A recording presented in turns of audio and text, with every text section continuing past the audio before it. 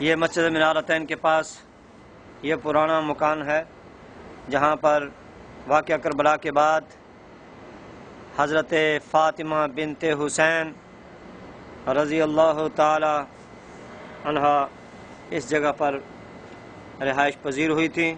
یہ ان کا پرانا مکان ہے اور یہ بھی ممکن ہے کہ اسی زمانے کا ہو یا بعد میں اس کی کچھ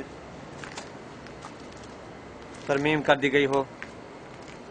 بہرحال اس سے اہل بیت کرام کی سادگی اور دنیا سے بے رغبتی کا اظہار ہو رہا ہے کہ اللہ تعالیٰ نے ان کو اتنی شانیں دی تھیں، اس کے باوجود انہوں نے دنیا کو اختیار نہیں کیا، اپنے نانا جان رسول پاک صلی اللہ علیہ وسلم کی سنت پر عمل کرتے ہوئے سادگی کو اپنایا ہے، اور جو کچھ ان کے پاس آتا تھا سب کچھ اللہ کے راستے میں قربان کر دیتے تھے، دوسروں کو کھلا دیتے تھے۔ سبحان اللہ۔ بھوکے رہتے تھے خود اوروں کو کھلا دیتے تھے، بھوکے رہتے تھے خود اوروں کو کھلا دیتے تھے، کتنے صابر تھے محمد کے گھرانے والے۔ اللہ نے ان کی شان میں قرآن کی آیتیں نازل کی ہیں۔ سبحان اللہ۔ وَيُطْعِمُونَ الطَّعَامَ عَلَى حُبِّهِ مِسْكِينًا وَيَتِيمًا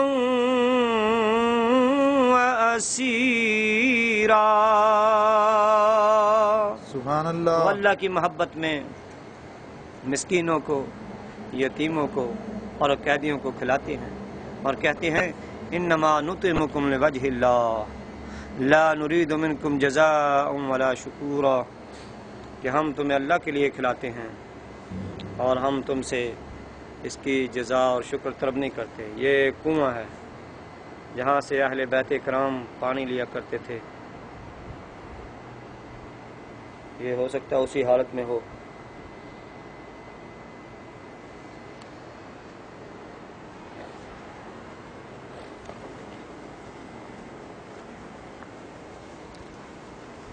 باغ جنت کے ہیں بہر مدح خانے اہل بیت، تم کو مجدہ نار کا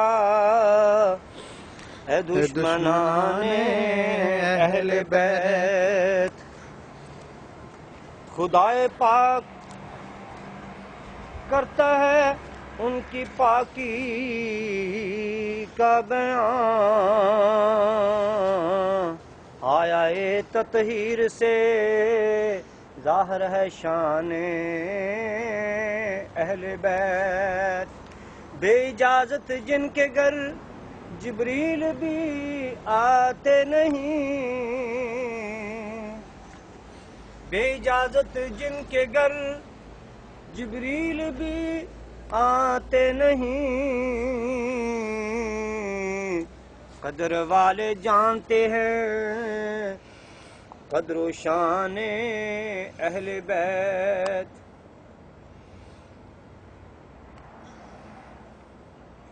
گستاخ اور بے ادب فرقے کو سنا دو اے حسن،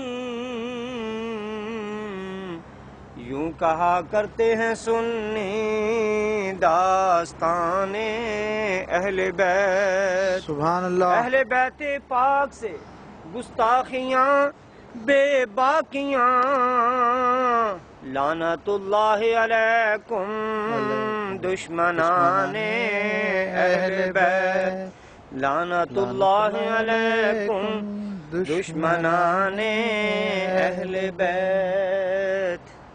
تیری نسل پاک میں ہے بچہ بچہ نور کا، تو ہے عین نور تیرا سب گھرانہ نور کا۔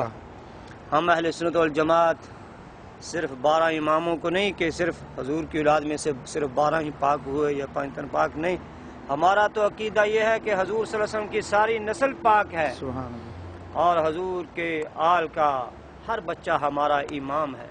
سبحان اللہ۔ اور یہ کیا حضور صلی اللہ علیہ وسلم نے اپنے صحابہ کو پاک کیا، اپنے اہل بیت کرام کو پاک کیا بلکہ اپنی تمام امت کو حضور کی تو صفت ہی قرآن میں یہ ہے کہ وہ پاک کرنے والے ہیں، ظاہر و باطن کو چمکا دیتے ہیں۔ سبحان اللہ۔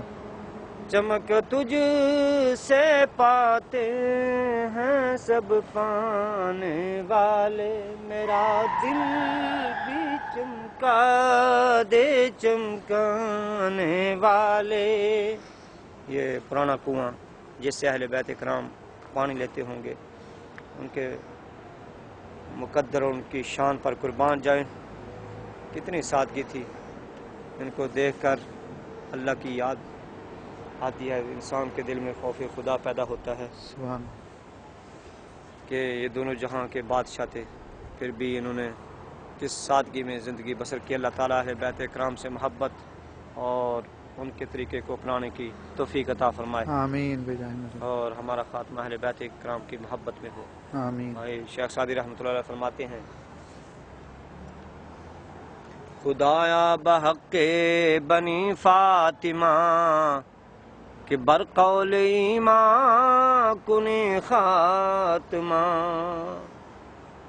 الہی میں تمہیں آل رسول کا واسطہ دیتا ہوں، ہمارا خاتمہ ایمان پر کر دینا۔ آمین بجائے گردا و تمرد کنی ور قبول، منو دست و دامان آل رسول، الہی تو میری دعا قبول کر لے یا رد کر لے، میں آل رسول کا دامن کبھی نہیں چھوڑوں گا۔